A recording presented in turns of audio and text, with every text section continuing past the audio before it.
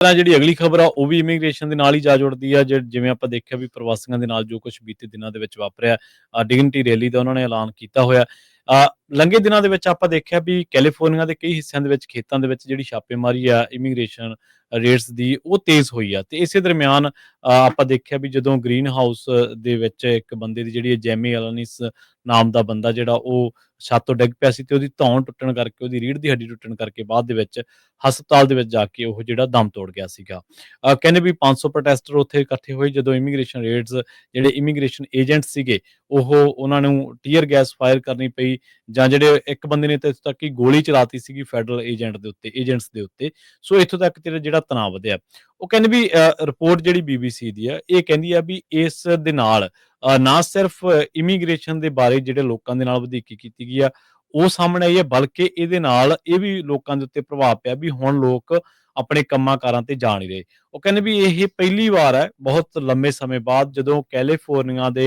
ਜਿਹੜੇ ਇਹ ਮਿਹਨਤਕਸ਼ ਲੋਕ ਨੇ ਜਾਂ ਕੈਲੀਫੋਰਨੀਆ ਦੇ ਖੇਤਾਂ ਦੇ ਵਿੱਚ ਕੰਮ ਕਰਨ ਵਾਲੇ ਲੋਕ ਨੇ ਉਹਨਾਂ ਨੇ 4 ਜੁਲਾਈ ਦੇ ਜਿਹੜੇ ਜਸ਼ਨ ਸੀਗੇ ਉਹਨਾਂ ਦੇ ਵਿੱਚ ਵੀ ਉਹਨਾਂ ਦੀ ਗੈਰ ਹਾਜ਼ਰੀ ਸੀਗੀ। ਇਸ ਦੇ ਨਾਲ ਕਹਿੰਦੇ ਵੀ ਹੋਰ ਜਿਹੜੇ ਉਹਨਾਂ ਦੇ ਆਪਦੇ ਕੋਈ ਭਾਈਚਾਰਕ ਸਮਾਗਮ ਹੈ, ਕੋਈ ਆਪਦੇ ਉਹਨਾਂ ਦੇ ਜਿਹੜੇ ਛੋਟੇ-ਮੋਟੇ ਉਹ ਜਸ਼ਨ ਮਨਾਉਂਦੇ ਨੇ ਉਹ ਵੀ ਕਹਿੰਦੇ ਉਹਨਾਂ ਨੇ ਰੱਦ ਕੀਤੇ ਹੋਏ ਨੇ। ਜਿਹੜੇ ਹੋਰ ਕਾਰੋਬਾਰ ਨੇ ਉਹ ਬੰਦ ਹੋ ਚੁੱਕੇ ਨੇ ਤੇ ਜਿੰਨੇ ਵੀ ਇਸ ਟਾਈਮ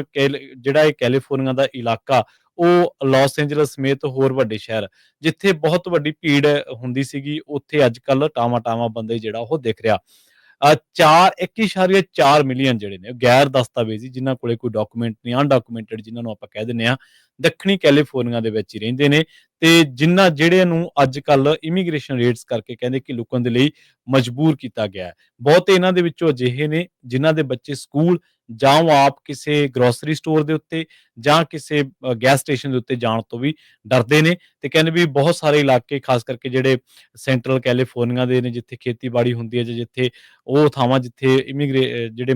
ਇਮੀਗ੍ਰੈਂਟਸ ਨੇ ਜ਼ਿਆਦਾ ਕੰਮ ਕਰਦੇ ਨੇ ਉੱਥੇ ਅੱਜ ਕੱਲ੍ਹ ਜਿਹੜਾ ਵੀ ਉਹ ਸੁੰਨ ਪਸਰੀ ਪਈ ਹੈ। ਸੋ ਇਹ ਕਹਿੰਦੇ ਵੀ ਕੈਲੀਫੋਰਨੀਆ ਜਿਹਨੂੰ ਗੋਲਡਨ ਸਟੇਟ ਕਹਿੰਦੇ ਆ ਉਹਦੇ ਲਈ ਕੋਈ ਬਹੁਤਾ ਵੱਡਾ ਵਧੀਆ ਸਾਈਨ ਜਿਹੜਾ ਉਹ ਨਹੀਂ ਹੈਗਾ। ਬੇਸ਼ੱਕ ਅੱਜ ਦੇ ਤੌਰ ਤੇ ਇਹ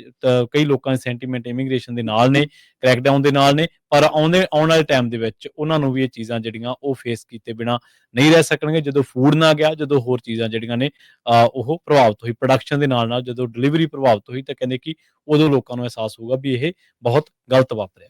ਜੀ।